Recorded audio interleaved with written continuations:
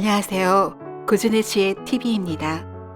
구독과 좋아요 부탁드립니다. 옛날 조선시대 한양에 군수를 지낸 남편과 사별한 후 관연한 딸 둘과 어린 아들을 홀로 키우고 있는 최씨 부인이 있었다. 최씨 부인의 남편 서군수는 대제학인 서대감의 일족이었고 이른 나이에 대과에 급제하여 출사한 후 지방 여러 곳에 수령을 지내던 중에 몇 해 전 세상을 떠났다. 가장의 3년상을 치르고 나니 큰딸의 나이가 20이 되어 홍기가 꽉 찼다. 서둘러 신랑감을 찾았고 다행히 승지벼슬을 하는 사대부가의 아들을 신랑으로 맞이할 수 있게 되었다. 드디어 혼산날이 되었다.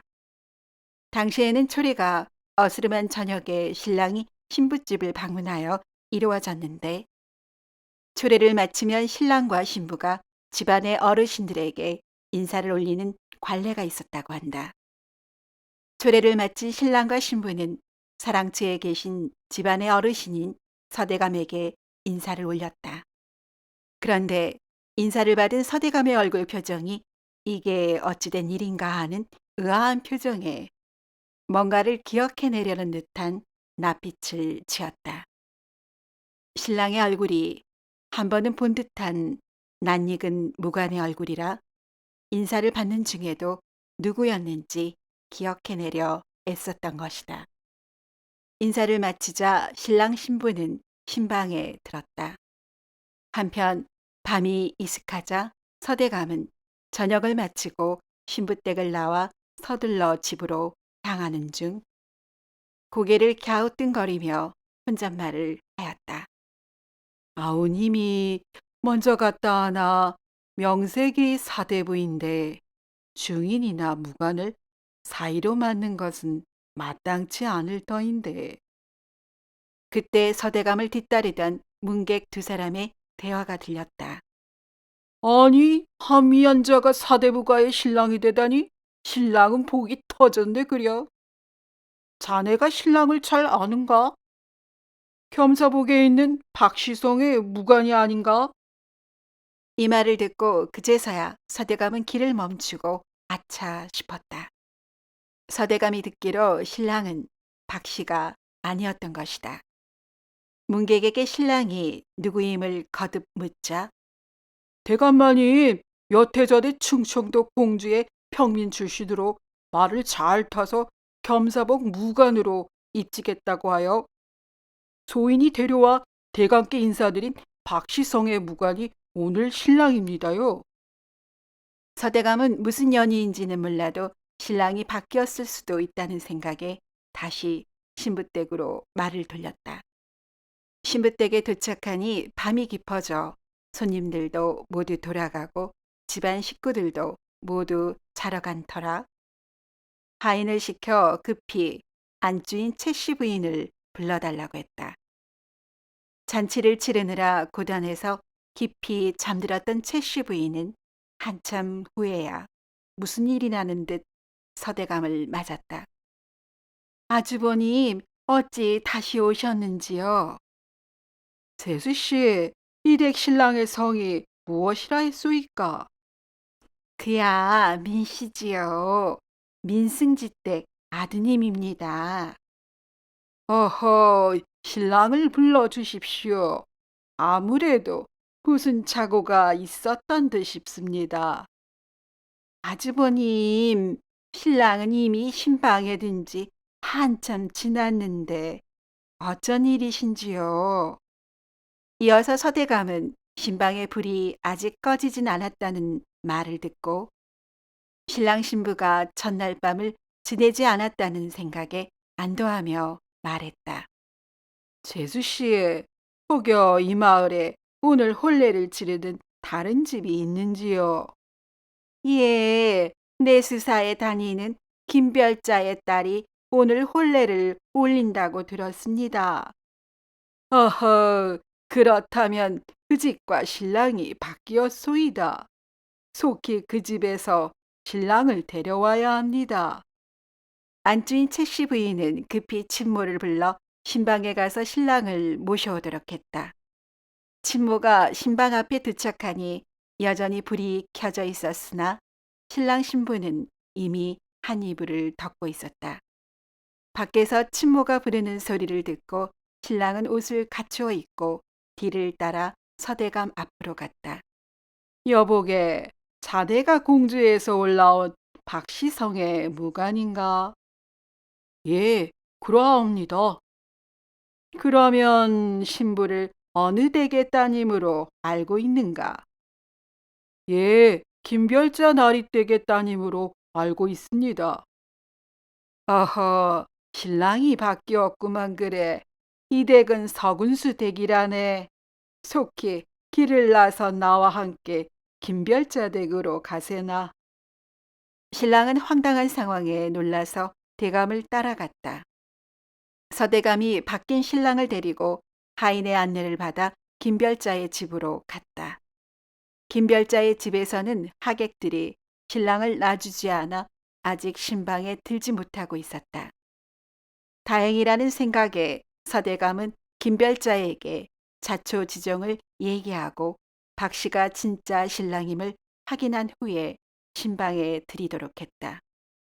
박 씨도 당황스러워서 뭐라 말도 못하고 눈치만 보다가 지체 높은 서대감인지라 감히 그의 말에 거역하지 못하고 시키던 대로 장인 김별자에게 인사를 한 후 어색하였지만 신방에 들었다. 이어서 서대감으로부터 신부댁을 잘못 들어갔다는 말을 들은 민승지의 아들은 급히 최씨 부인댁으로 향했다. 한바탕 난리를 치는 터라 서대감은 민승지의 아들이 길을 나서는 것을 보고 안도하며 자신의 집으로 향했다. 어느 놈들이 시험한 통금 시간임에도 이리 대로를 발부하는 것이냐? 민승지의 아들이 뒤돌아보니 술락꾼들이 이들을 저지하고 있었다. 민승지의 아들과 하인은 자초지정을 얘기하며 사정을 봐달라고 했으나 술락꾼들은 황당한 얘기에 이들의 청을 들어주지 않으려 했다. 이렇게 한참을 신랑이 하다가 새벽이 밝아왔고 신랑의 신분을 확인하자 도와주었다. 민승지의 아들은 새벽 달기 울고 나서야 최씨 부인 댁에 도착했다. 최씨 부인은 진짜 신랑을 만나고 친모에게 일러 신부에게 가서 신랑을 새로 맞을 준비를 하라고 일렀다. 새아씨, 안방마니께서 어서 옷을 갖추어 입고 신랑을 맞을 준비를 하시랍니다. 친모, 어찌 신방을 나선 신랑이 돌아오시는데 그렇게까지 할 필요가 있어? 그게 조금 전에 진짜 신랑께서 오셨어요. 그 신랑을 맞으라는 것입니다요. 아니, 어찌 하루에 신랑을 둘이나 맞으라는 것이요? 그런 법이 어디 있어? 그리는 못하겠다 말씀드리시오. 신부는 친모와 이렇게 옥신각신하면서 신랑을 거부하였다. 기실 신부는 이미 이전 신랑을 지아비로 맞아 부부의 연을 맺은 뒤였기에 다른 남정네를 지아비로 다시 드릴 수 없다는 생각이었다. 친모로부터 상황을 전해 들은 최씨 부인은 딸에게 가서 다시 설득했다. 얘야, 진짜 신랑이 도착했는데 어찌하여 그러는 것이더냐. 신방에 불이 꺼지지 않았다고 들었는데 혹여 이미 이전 신랑을 온전한 지아비로 맞아들였다는 것이냐. 신부는 얼굴이 벌개지며 어머니를 차마 바라보지 못하고 고개를 떨고 왔다. 이를 어째 진퇴양난이구나. 최씨 부인은 난감한 마음에 진짜 신랑인 민승지의 아들에게 신부가 형편이 안 되어 신랑을 거부한다고 전하며 본가로 돌려보냈다. 민승지의 아들은 이 말을 듣고 황당해하며 대내었다. 어허, 이 무슨 병고인가? 어찌 초래를 치는 신부의 얼굴 한번 제대로 보지 못하고 신랑 놀이만 하다가 끝이 났구나. 기실 이 모든 사달은 지난 오후 마을 어귀에서 일어났다. 당시 풍습에는 한날 같은 마을에서 혼례가 치루어지면 먼저 신랑이 신부댁에 들어가는 집으로 복이 몰린다는 믿음이 있었다. 그래서 두 집안은 경쟁적으로 신랑을 먼저 신부댁으로 데려가려고 마을 입구에서 신부 측 하인들이 진을 치고 경쟁하던 터였다. 그날도 김별자댁 하인들과 최씨 부인댁 하인들은 마을 입구에서 서로 진을 치고 신랑을 먼저 모셔가려고 대치했다. 하필 민승지의 아들과 박무관의 신랑 행렬이 동시에 마을 입구에 도착했다. 두 신랑 행렬이 도착하자 두 신부댁 하인들은 서로 신랑을 모셔가려고 좁은 마을 입구가 아수라장이 되었다. 혼란 속에서 놀란 박무관의 말이 급히 뛰쳐나가기에 말 고삐를 급히 부여잡고 하인들을 나무랐다. 오늘 혼례가 있어 갈 길이 급한 신랑을 이리 못 가게 막으면 어찌하는가? 이 말을 듣고 서군수댁 하인들은 옳거니 하면서 박무관의 말을 끌고 주인집으로 급히 내달렸다. 상객으로 따라온 일행도 앞뒤 가리지 않고 신랑 뒤를 따랐고 김별자댁 하인들도 이에 질세라 민승지의 아들을 급히 주인 댁으로 데려갔으며 초래청을 차리고 준비하였다가 정광석화와 같이 예식을 마쳤던 것이었다. 일이 되자 가장 억울한 것은 민승지 측이었다. 비용을 들여 초례만 치렀지 신부 얼굴 한번 제대로 보지 못하고 이를 바로 잡으러 서둘러 서군수댁으로 갔지만 신부가 신랑 맞기를 거부하였으니 모든 탓은 서군수댁에 있다고 생각했다. 서군수댁의 최씨 부인 역시 벙어리 냉가슴 말듯이 근심이 태산 같았다. 정작 번듯한 민승지의 아들이 신랑으로 있는데 이미 딸이 다른 신랑과 첫날 밤을 지낸 터라 버티고 있는 딸을 민승지의 아들에게 시집가라고 설득하기도 난감했다. 결국 민승지 댁에서는 의금부에 고하여 억울함을 풀어달라고 했다. 의금부에서는 이날 사안을 조사하였으나 하인들이 신랑들을 오인하여 서둘러 데려간 잘못밖에는 없었고 더 이상 어느 집안의 잘못인지 가려내기 어려웠기에 사건을 마무리하고 어전의 그간의 정황을 보하였다. 이 일을 듣고 신료들 사이에 갑론을박이 벌어졌다. 어찌 이런 황당한 일이 벌어졌을꼬? 서대강께서 이를 바로 잡았는데 신부가 신랑을 거부하였다지요. 허허이. 신부가 마음이 동하지 않아 그리한 것인데 어찌 서씨 집안의 책임을 물을 수 있겠소? 인연이 아니었던 게지요. 이 말을 듣고 민승지 편을 드는 승지들과 신녀들이 반박하였다. 신부가 신랑을 거부하였다면 당연히 서씨 집안의 책임이고 그간 들어간 민승지 댁의 비용을 변상하여야 마땅하지요. 어흠. 이렇게 신료들은 민승지와 서대감의 눈치를 보는 무리로 나뉘어 논란이 끊이질 않았다. 이때 양측의 눈치를 보던 어떤 신료가 힘없는 박무관에게 화살을 돌렸다. 하룻밤에 두신방에 들어간 박씨 신랑에게 필시 심상치 않은 구석이 있으니 그 자를 문초해야 합니다. 이 말을 듣고 신료들이 이구동성으로 말하자 국청이 벌어졌고 박무관을 불러 문초하니 박무관이 말했다. 저희는 그날 그저 소란 속에서 많이 놀라 앞으로 뛰쳐나가니 하인들을 혼낸 일밖에 없습니다요. 이어서 서군수댁 하인들을 문초하니 날이 셋네들이야 다른 신부댁에 지지 않으려고 준비를 하고 있다가 신랑이 꾸짖는 소리를 듣고 저희 주인댁 신랑인 줄 알고 쏜살같이 모시고 간 일밖에 없습니다요. 이 말을 듣고 이번에는 신부인 서씨 여인에게 묻자 저는 이미 초례를 치르고 신방에 든 신랑을 남편으로 맞았을 따름이옵니다.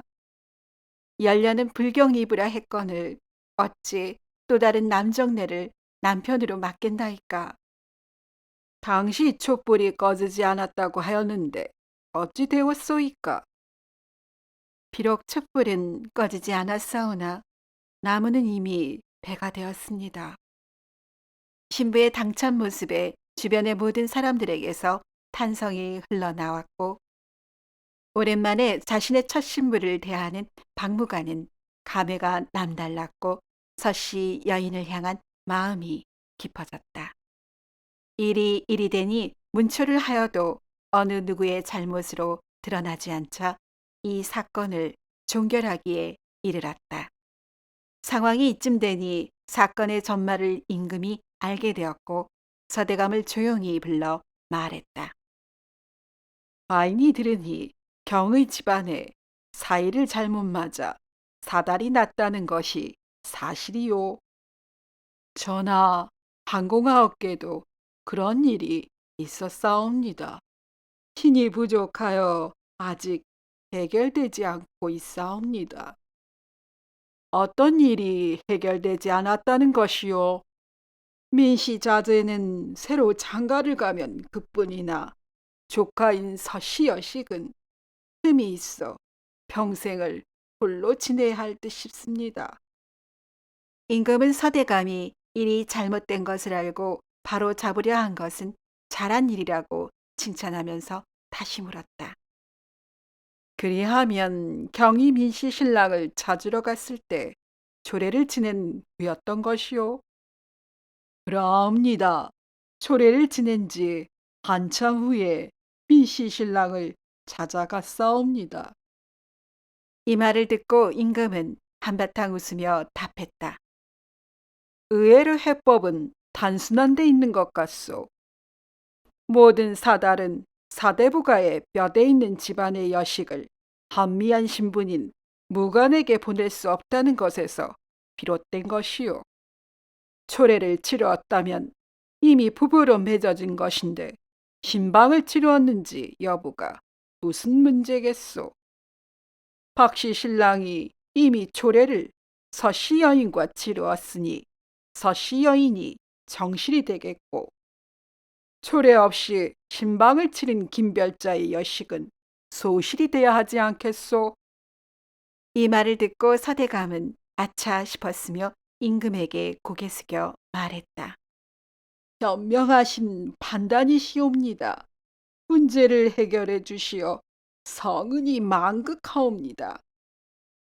임금의 판결을 듣자 서대감은 신분을 차별하는 자신의 굳어져 버린 편견을 다시 생각하게 되었고 최씨 부인에게도 임금의 판결을 전하여 박무관을 서씨 집안의 사이로 맡게 하였다. 또 다른 신부 집안인 김별자 역시 임금의 판결을 전해받고 아쉬웠지만 신랑이 바뀐 것은 아니니 따르기로 하였다. 이리하여 박무관은 한날 본처와 소실을 함께 얻게 되었다.